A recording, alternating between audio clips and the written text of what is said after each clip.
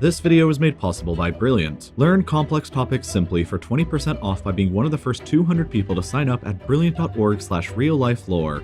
Flying on an airplane is already a pretty stressful experience for many of us, but imagine how much more stressful it would be if the plane you were flying in was a convertible and the pilots decided to drop the top back mid-flight.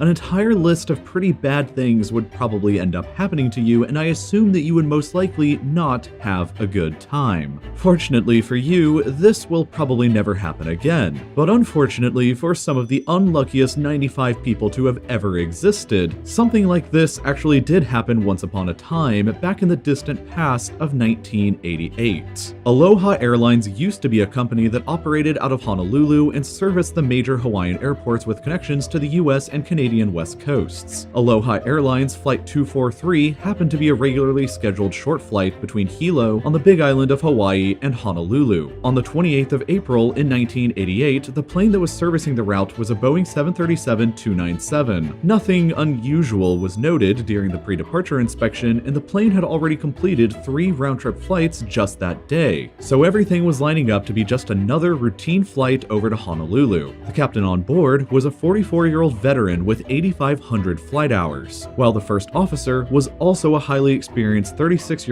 with 8,000 flight hours. In total, there were 6 crew members and 89 passengers on board, and all of them were unknowingly in for one of the wildest experiences that a human has probably ever had. The plane performed a routine takeoff from Hilo and casually reached its cruising altitude of 24,000 feet. But approximately 23 minutes after takeoff, while the plane was located about 23 nautical miles away from the island of Maui, bad things began to happen. Drinks were just being served in the first class area when everybody heard a sudden bang. And just like that, the entire roof of the plane, stretching from the back of the cockpit to the plane's wing, just disintegrated and went flying off into the atmosphere. 54-year-old flight attendant Clarabelle Lansing was just handing a drink to a customer when the rushing wind immediately pulled her up and out of the plane without any protection. Her body was never discovered afterwards. Fortunately, though, everyone else on board were wearing their seatbelts at the time, which prevented any similar incidents from happening. Unfortunately, however, was that falling out of the plane was not the only danger. The remaining 94 people on board were exposed to a whirlwind of flying metal and debris left over from what had just been the roof. Passengers on board could look around 180 degrees around them and see nothing but open sky. A woman who was in seat 2C next to what had just been a window had her face sliced repeatedly by flying metal and flailing wires. After hearing the bang and noticing the sudden change in cabin pressure, the captain turned around to realize that not only had the cockpit door been completely ripped away, but all he could see behind him was just a clear, open blue sky where, there used to be a roof. Fortunately, though, the 2 pilots were still capable of controlling the aircraft, and they began an immediate descent and change of course to the nearest available airport over on Maui. The plane began to violently yaw and roll, while a lot of the metal from the roof had simultaneously flown into both of the engines, causing engine number 1 to fail. The crew couldn't get it to restart, and they had to rely on single engine power before encountering the next problem. The nearest airport on Maui was only a few minutes flying away, but when the crew attempted to lower the landing gear, they didn't receive a positive green light indicating that it had been, but they also didn't receive a negative red light, which would have indicated that it failed. So they just kind of had hope for the best that the landing gear actually had been successfully lowered. Meanwhile, the passengers on board were obviously pretty terrified. At first, everybody just assumed that the plane was going down and that they were all going to die. But after a while, when that didn't happen and the plane continued to keep flying without its roof, many of the passengers reported that they began to feel a sudden sense of optimism and hope.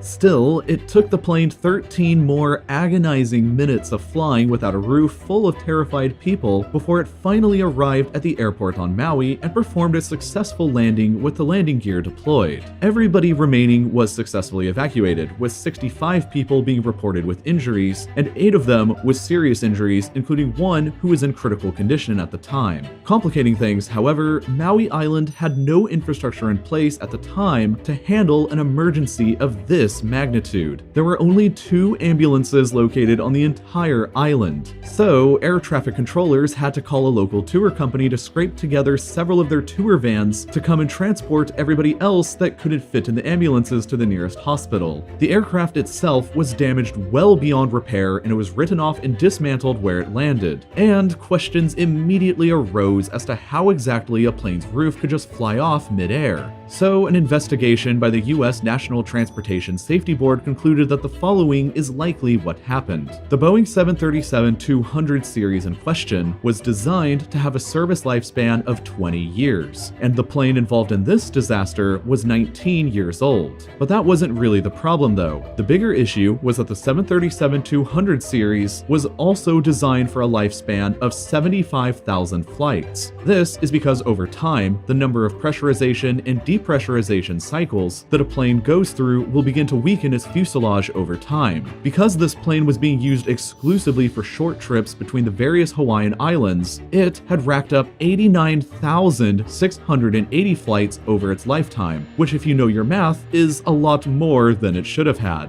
Metal fatigue and cracking likely occurred around the rivets of the fuselage over this time, which wasn't helped by the fact that all of these flights were taking place in the humid and salty coastal environment of Hawaii, which likely led to corrosion issues as well. None of these problems were ever detected by Aloha Airlines, so the NTSB placed the blame for the roof failure fully on the negligence of the Aloha maintenance and management team. After all, if you're running an airline company, you should probably run the math on your plane's lifespans every so often to avoid being known as that company that has the convertible airplane problem. Now, I understand that the physics of how airplanes actually work are pretty complicated. In order to get it, you need to understand some essential concepts like thrust, the mechanism of lift, or the contribution that wing shape will give. I know all about these things though because I took Brilliant's Physics of the Everyday course, which includes an entire section about airplane physics. Now, I know what you're probably thinking. Airplanes, engines, wing shape, and lift mechanics, that all sounds pretty complicated, but Brilliant is the expert in teaching complex subjects simply through their fantastically designed courses. They break down complicated concepts, like how an airplane works, into small, easily digestible bits before building them all back up into the overall idea. And with the new year having just begun, now is the time to get started to make 2020 the year when you improve your grades, learn new skills, or just understand a little bit more of how the world works. Best of all though, by being one of the first 200 people to sign up at brilliant.org/RealLifeLore, you can get started with your learning for 20% off. And as always, thank you for watching.